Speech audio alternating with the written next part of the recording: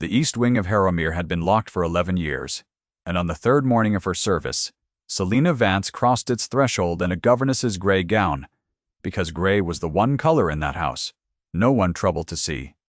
She had chosen it deliberately. A governess in gray was furniture. She could carry a candle down a corridor. No maid was permitted to enter. And the 2 footmen at the stair would look through her as though she were a draught of cold air. That was the whole of her plan, and she knew already how thin it was. She was 26 years old, the unpaid companion to a dying woman's granddaughter, and she had no right to be standing before a sealed oak door, with her heart beating so hard she could feel it in the pads of her fingers. Behind that door was a room the Earl of Harrowmere had ordered. Shut the winter his wife died. Selina did not care for the wife. She cared for the miniature portrait she had glimpsed in the old dowager's writing box on her first evening in the house. A small oval of a woman with Selina's own mother's face, and a name inked on the back that was not her mother's name. She had come to Harrowmere to be a companion. She had stayed to learn why a stranger of rank had been painted wearing her mother's gray eyes and her mother's stubborn mouth. You may think a woman in her position would have let it lie. She did not. She could not. Something in her had been waiting 11 years for a door exactly like this one. The lock gave under the housekeeper's stolen key, with a sound like a small bone breaking. Selina stepped inside, and the cold of the sealed wing closed over her like water. 3 months earlier, she had been nothing so grand as a governess. She had been the daughter of a country apothecary in a Kentish market town, a man who mixed tinctures and set the occasional broken finger, and who died owing £40 to a wine merchant he had never in his life bought wine from. When the debt was called, the house went with it. Selina had watched 2 men carry her father's chair out the front door while she stood in the passage in her one good gown, and she had understood, with a clarity that did not feel like grief and did not feel like anything, that the world had simply decided she was no longer a person who kept a chair. She had answered the advertisement for a companion because it was the only door that opened. The Dowager Countess of Harrowmere required a young woman of education and quiet manners to read to her and to see to the granddaughter she was raising. The wage was small. The position included a room. Selina had taken it, and had not once in the coach north imagined that the house she was traveling toward held a painted face she would recognize as her own blood. The dowager was 80 years old and sharp as a lancet. She sat in a chair by the fire in the yellow drawing room with a shawl the color of old butter across her knees, and she watched Selina read to her with pale eyes that missed nothing. On the first evening she had said, without looking up from her needlework, that Selina had a good plain voice and a face that would not frighten the child, and that both were more than she had hoped for. It was not a kindness. It was an inventory. Selina had learned already that in this house a person was a sum of their uses, and that a companion in gray was a very small sum indeed. The granddaughter was a girl of 7, named Phoebe, quick and lonely, with a habit of hiding under the long table in the gallery when the house grew too loud. Selina had found her there on the second day, and had not dragged her out, only sat on the floor beside the table, and told her a story about a fox who lived under a bridge, and Phoebe had come out on her own by the end of it. It was the first thing Selina had done at Harrowmere that felt like her own choosing rather than the house's. She held on to it. There had been a small cruelty the same afternoon that she did not know had been witnessed. A visiting lady, one of the dowager's callers, had lost a bracelet in the gallery and had said, loud enough for the servants to hear, that these charity companions were never to be trusted near a lady's things, and had looked directly at Selina while she said it.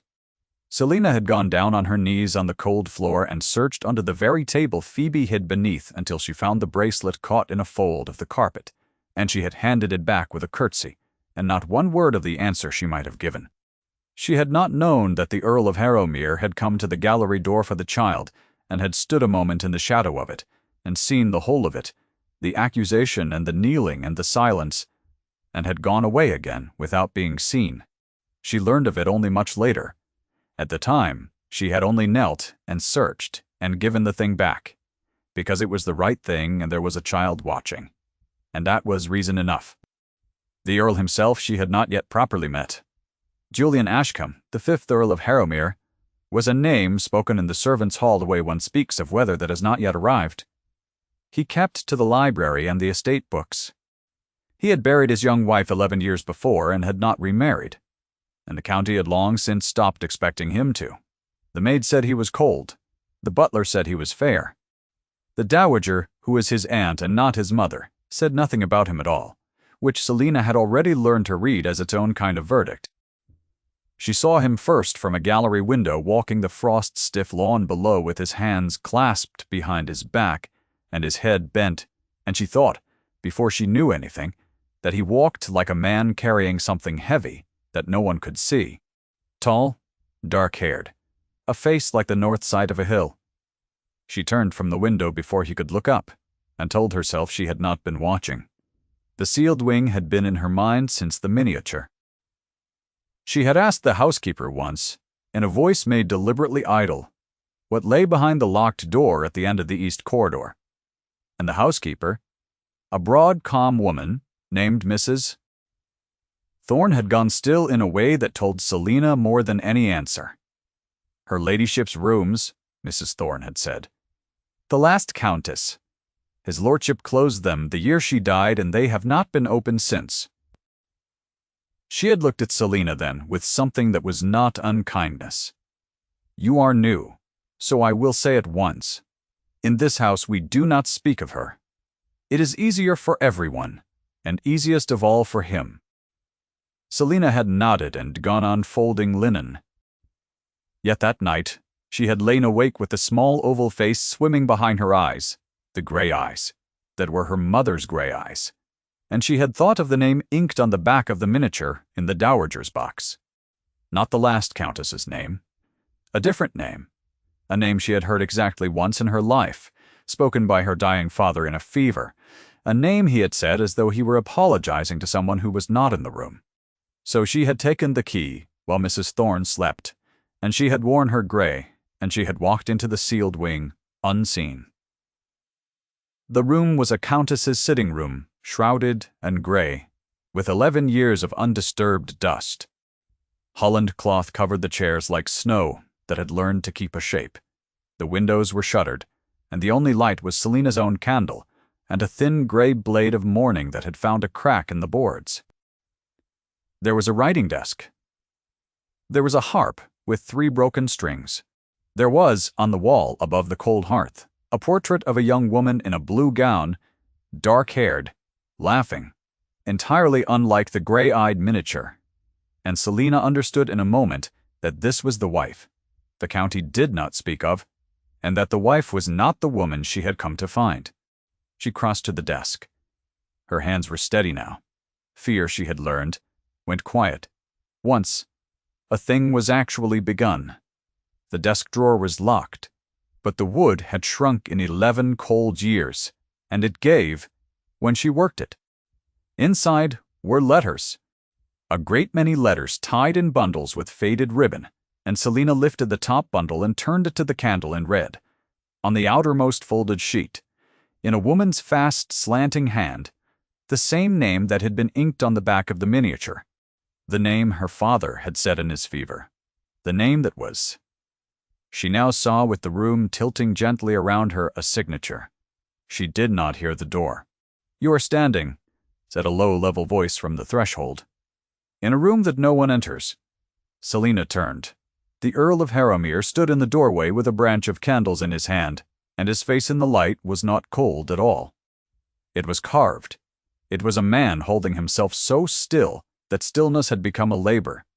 His eyes went from her gray gown to the untied bundle in her hands, and something moved behind them, fast and buried, and was gone. Forgive me, my lord, Selina said. Her voice came out steadier than she had any right to expect. I will go. You will not go, he said, until you tell me how you knew to come here. And there it was, the thing she had not planned for. She had planned the key and the gray and the silent footman. She had not planned for him. She stood in the dust of his dead wife's room with his dead wife's letters in her hands, and she found she could not lie to him, though a lie would have been the wise and safe and correct thing, and she was neither wise nor safe nor correct. She was her father's daughter, and her father, whatever else he had not been a liar. "I did not come for your wife, my lord," she said. "I came for the name on these letters. I have seen it once before, on the back of a portrait in your aunt's writing box, and I heard my father say it. Once when he was dying." She lifted the bundle a little. "The woman who wrote these, who was she?" For a long moment, the Earl did not move. The candles trembled very slightly in his hand, the only motion in the room. When he spoke, his voice had gone quieter still. "Come out of this room," he said. "You will take a chill." It was a command.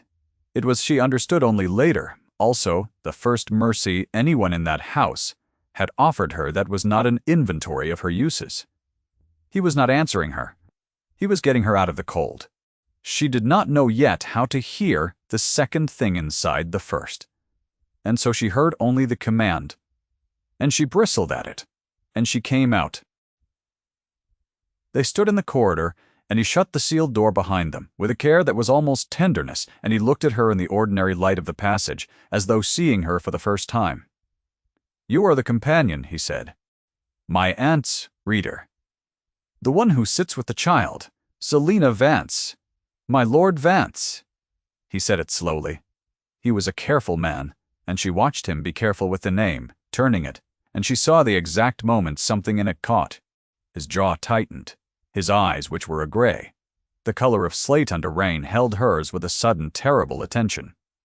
"Where was your father's shop?" "In Kent, my lord. A market town called Wealdenbridge. He was an apothecary."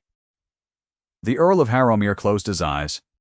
It was a small thing, a man shutting his eyes in a cold corridor.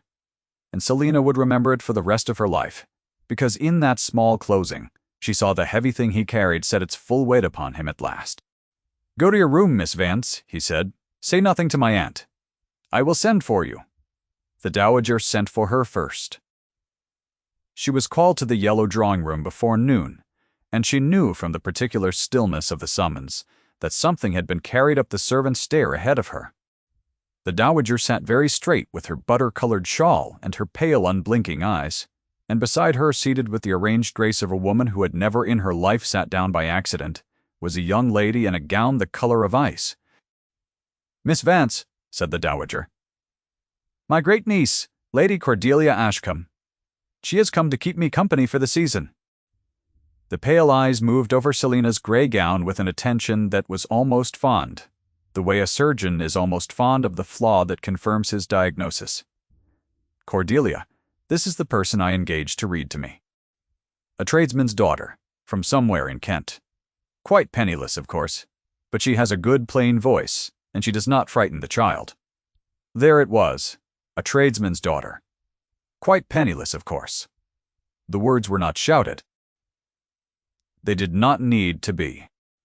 They were laid down like cards, face up, in front of the beautiful girl in ice blue, and Selina understood that she had just been introduced to the household not as a person, but as an example, and that the lesson was for Cordelia's benefit, and not her own. "How good of you to take her in," said Lady Cordelia, and smiled at Selina with real warmth, which was somehow worse. Selina curtsied. She read to the dowager for an hour from a book of sermons, and her voice did not shake. And the whole time she felt the cold place in her chest where the name on the letters still burned. When she was dismissed, she went to the gallery and found Phoebe under the long table and sat on the floor beside her without a word. And after a while the child put her small hot hand into Selina's cold one, and that was the only thing in the whole of that day that Selina permitted herself to feel. The Earl sent for her that evening, as he had said he would. He received her in the library, a tall room walled floor to ceiling, in books warm with firelight and the smell of leather and beeswax, and it was as unlike the sealed wing as a room could be. He stood by the fire with the bundle of letters on the table beside him. He had untied it. Selina saw that he had been reading his dead wife's hand for the first time in 11 years, and that it had cost him something she could not measure. "Sit," he said. And then, more quietly, as though correcting himself, "Please, sit down, Miss Vance." She sat. He did not. He stood looking into the fire, and when he spoke to the flames and not to her. What she came to understand was the only way he could say any of it at all. "My wife's name was Amelia," he said. "She died 11 years ago, in the winter, of a fever that came on in a week. She was 24. He paused. "The county believes I loved her, and cannot bear her memory. That is why the room is shut. I have let them believe it, because the truth is worse, and because the truth is not mine alone." The fire cracked. Selina held very still. "Amelia had a friend," the Earl said. "A woman she wrote to for years before our marriage and after. A woman of no fortune and no family that the world would count, whom Amelia loved better than she ever loved me. And I knew it, and I was not man enough to forgive her for it." His hand moved, once toward the letters, and stopped. "When Amelia died, this friend wrote to me one letter. She asked to be allowed to grieve at the graveside, quietly, at an hour no one would see. And I, being 24 myself, and full of a young man's ugly pride, wrote back that she should never come near Harrowmere, and that if she did, I would have her turned from the gate." He turned from the fire at last and looked at Selina, and his face was open now in a way that must have felt to him like standing in a doorway with no clothes on. "Her name," he said, "was Margaret Vance." The name went through Selina like cold water. Margaret.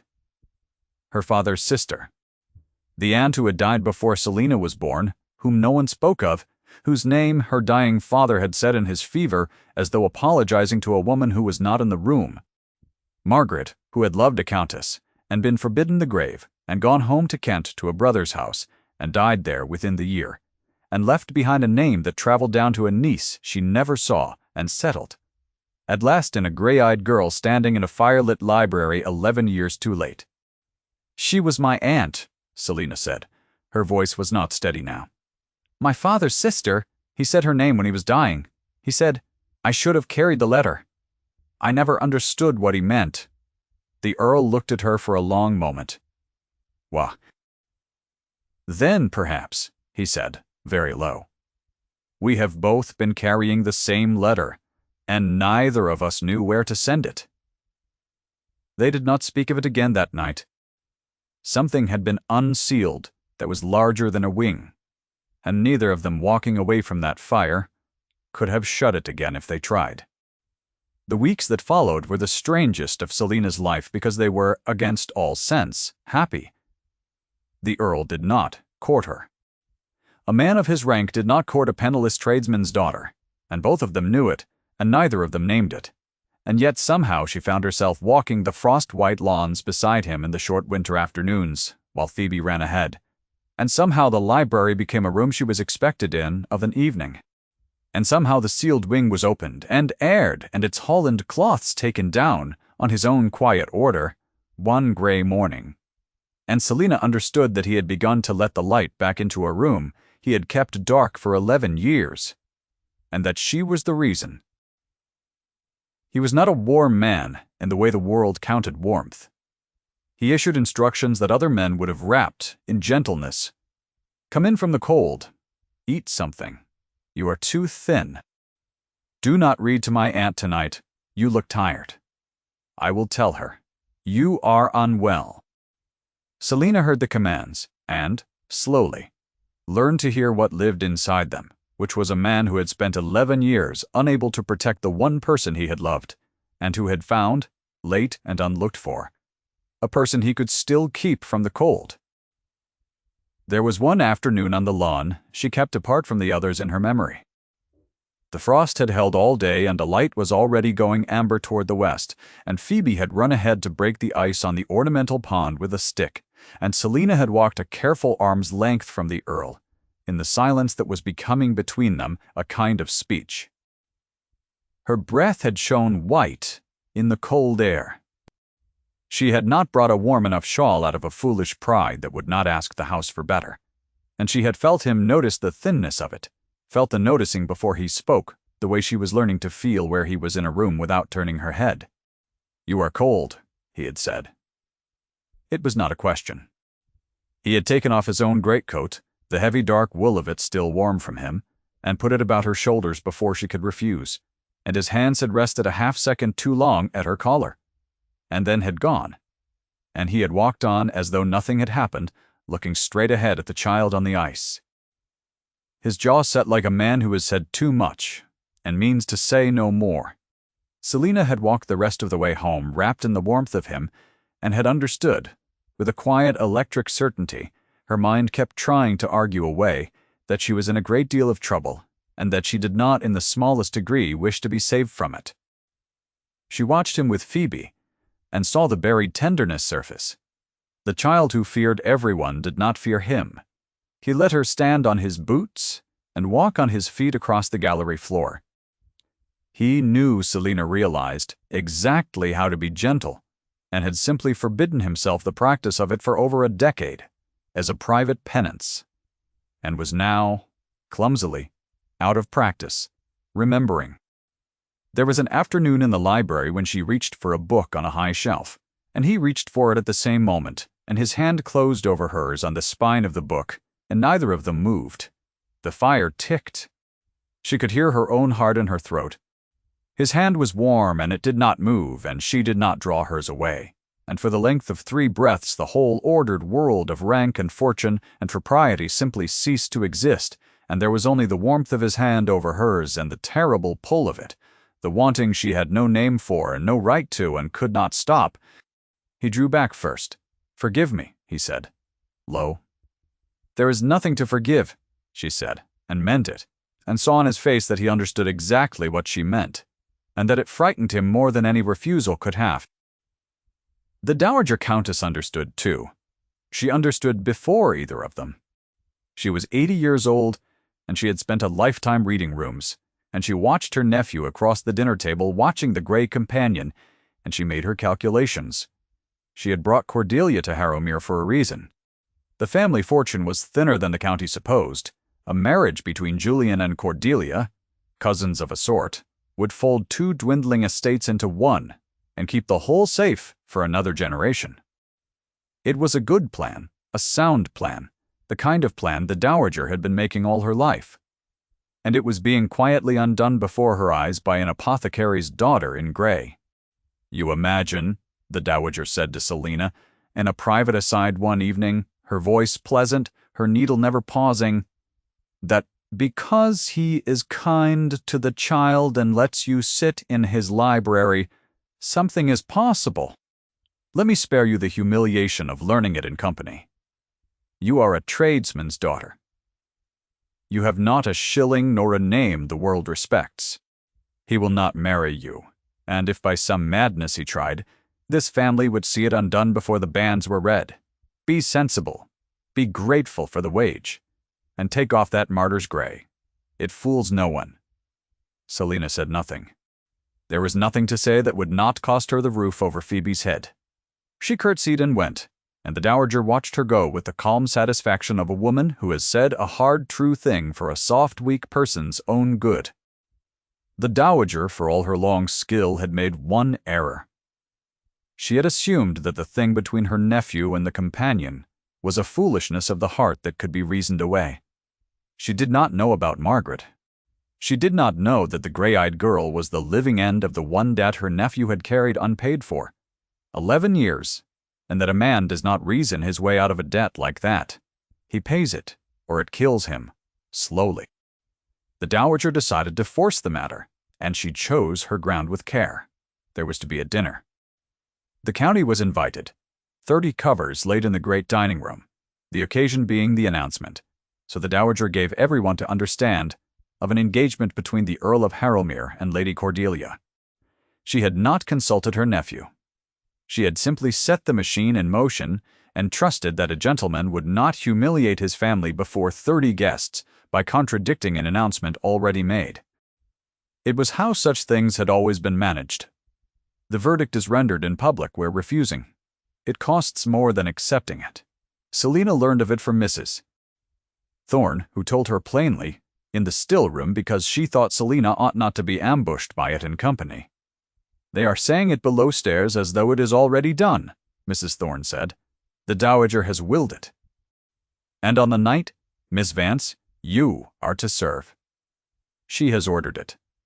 You are to stand at the sideboard in your gray and pour the wine, so that all the county may see the companion in her place and the lady in hers." The housekeeper's broad face was not calm now. "It is cruelly done. I am sorry to be the one to say it." That was the third time first introduction.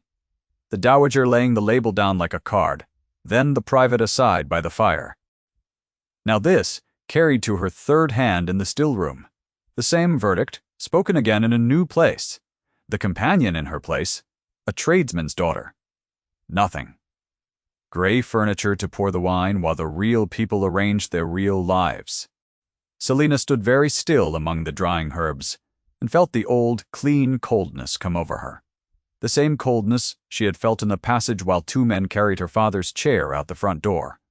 She thought of leaving. She had her coach fare hidden in the toe of a stocking. She could be gone before the dinner, spare herself the sight of it, take her aunt's letters and go back to a Kent that no longer had a house in it for her, and let the ordered world close over the whole matter as it had closed over Margaret 11 years before. She went to the gallery instead. Phoebe was under the table. Selina got down on the floor, and the child crawled into her lap, and Selina held her and thought, with a clarity that was almost peace, that she was not going to run. She had run once already in her life, out of a house with a chair being carried past her, and she was done with running. She would stand at the sideboard. She would pour the wine. She would do it with her spine straight and her hands steady, and let the county see exactly what a tradesman's daughter looked like, when she had decided that their verdict was not the final verdict. You have perhaps waited, through all of this, for the moment the story turns. It is coming. It does not turn the way the dowager arranged, and it does not turn the way Selina braced for. It turns, as the truest things do, on a single sentence, spoken by a quiet man in a crowded room.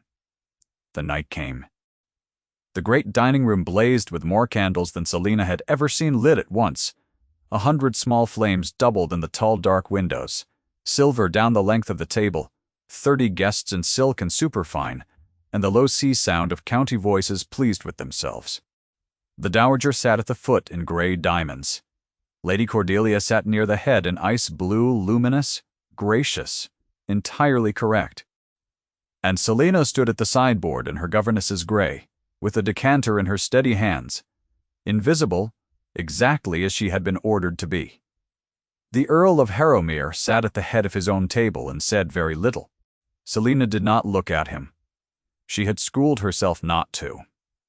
She poured the wine and moved along the sideboard, and poured again, and the dinner wore on toward the moment everyone in the room was waiting for, the moment the dowager had built the whole evening to hold. It came, with the dessert.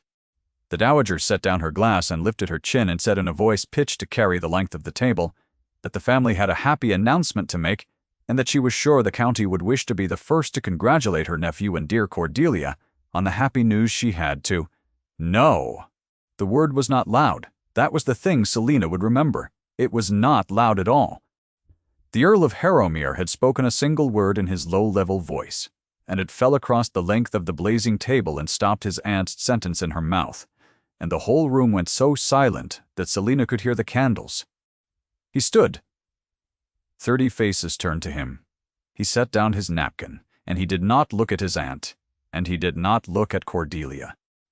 He looked down the room to the sideboard, to the gray figure with the decanter, and he crossed the whole length of that great room to stand before her while the county watched, and he took the decanter gently out of her hands and set it down. "Miss Vance is not a servant in this house," he said. The words were level and they were clear, and they were meant to be heard. He turned, still holding the room in that terrible quiet, and he looked at the 30 faces of the county, and he spoke the sentence that 11 years and 1 unpaid debt and 1 open door had been building toward. And he spoke at once. "I mean to marry her, and I will hear no word against it." It was fewer than 12 words. Selina counted them later, in the dark, the way you count a thing you cannot believe you were given. The moment she heard only the roar of her own blood, and saw only his face, no longer carved, no longer still, open, at last in front of the very people he had spent 11 years keeping the mask intact for. The dowager's hand went to the table. Her face, which Selina had never once seen falter, faltered now. She was a proud woman and not a stupid one, and in the silence she understood several things at once, chief among them, that she had misjudged the matter entirely, that she had staked the family's face on an announcement her nephew had just refused before the entire county, and that whatever bound Julian to the gray-eyed girl was not a foolishness she could reason away. She did not weep. She did not rage. She simply sat for a long moment, an old woman who had played a card and lost. And then she inclined her head, one small, stiff bow, to the companion at the sideboard. It was not warmth. It was the recognition of a defeat by someone with too much dignity to pretend it had not happened. Lady Cordelia, to her lasting credit, laughed. It was a small, startled, honest laugh, and she raised her glass an inch toward Selina, and the tension in the room broke around it. And the county, which loves nothing so much as a story it can tell, decided in the space of a breath that it had always known the Earl of Harrowmere would do something out of the common way, and began, here and there, done to, certainly, to smile. The Earl offered Selina his arm, in front of all of them. She took it, and her hand did not shake, and they walked out of the blazing room together into the cool dark of the corridor, and the door closed on the county's rising voices behind them. They stood in the passage. He turned to her. For a moment, neither of them could find any words at all. "I should have asked you first," he said finally, and there was something almost like the ghost of a smile at the corner of his grave mouth, the first she had ever seen there. "I find I have spent 11 years unable to say a thing, and now that I have begun, I have said it entirely backward." "You said it in the right order," Selina told him. "You paid the debt before you asked the favor." He understood her. She saw him understand her. He lifted her hand, the one that had poured the wine, and he did not kiss it, only held it against his chest for a moment where she could feel the fast, hard truth of his heart going, the body saying plainly what the man had needed 11 years to speak. "Margaret was forbidden this house by a coward," he said low. "I will not be that man twice. You will not be turned from any gate of mine, Selina. Not the graveside, not the door, not any threshold in the world I have the keeping of." Welt. It was the first time he had said her given name. She had not known, until she heard it in his voice, how long she had been waiting to be called by her own name in that house, instead of by her use. They were married in the spring, quietly, in the small stone church at the edge of the estate, with Phoebe scattering the last of the snowdrops and Mrs. Bree Thorne weeping frankly into her good bonnet, and the dowager present in gray diamonds upright, corrected, and, if not warm, then no longer at war. The old woman had made, in the end, the only apology her nature allowed, which was to give the marriage her public countenance, so that the county could not slight it. It was enough. Selina had not asked for love from her. She had asked only to stop being furniture, and that much the dowager had granted. The sealed wing became a mourning room. Selina had the shutters taken down for good, and the harp restrung, and on fine days the light came through the tall windows and lay across the floor, where 11 years of dust had lain, and it was, she thought, the most ordinary miracle in the world that a room shut against grief could simply be opened again and aired and lived in. She kept her aunt's letters. She read them slowly. Over that first marriage year, one bundle a month by the fire in the reopened room, untying the faded ribbon each time with a care that was itself a kind of grace, set over food. They were the whole of a love the world had not permitted, and had tried to erase 10 years of ink from a woman of no fortune to a countess who had loved her back, full of small jokes and country weather and the ordinary courage of people who go on caring for one another after they have been told they must not. She found in them a Margaret who was funny and fierce and unafraid, a woman who had signed her name at the foot of every page as though daring anyone to forbid it. And she grieved for the aunt she had never met, and was in the grieving somehow given her. On the anniversary of Amelia's death that first winter, she and Julian walked together to the churchyard where the last countess lay, and Selina laid snowdrops on the grave, and beside it on a smaller stone Julian had ordered cut and set without telling her. She found her aunt's name at last, given a place at Harrowmere. Margaret Vance. Beloved friend, home at last. He had carried the letter, 11 years late. He had brought her home.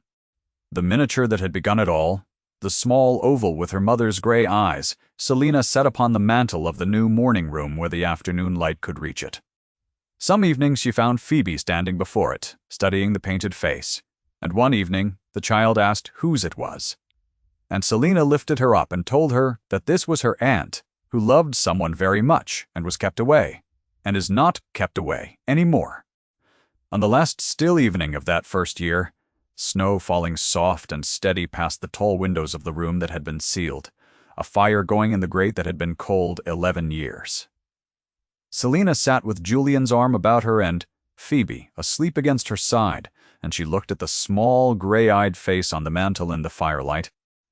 Home at last, on a wall in a house that had once forbidden it the gate. And she understood that some doors, once opened, do not need to be guarded.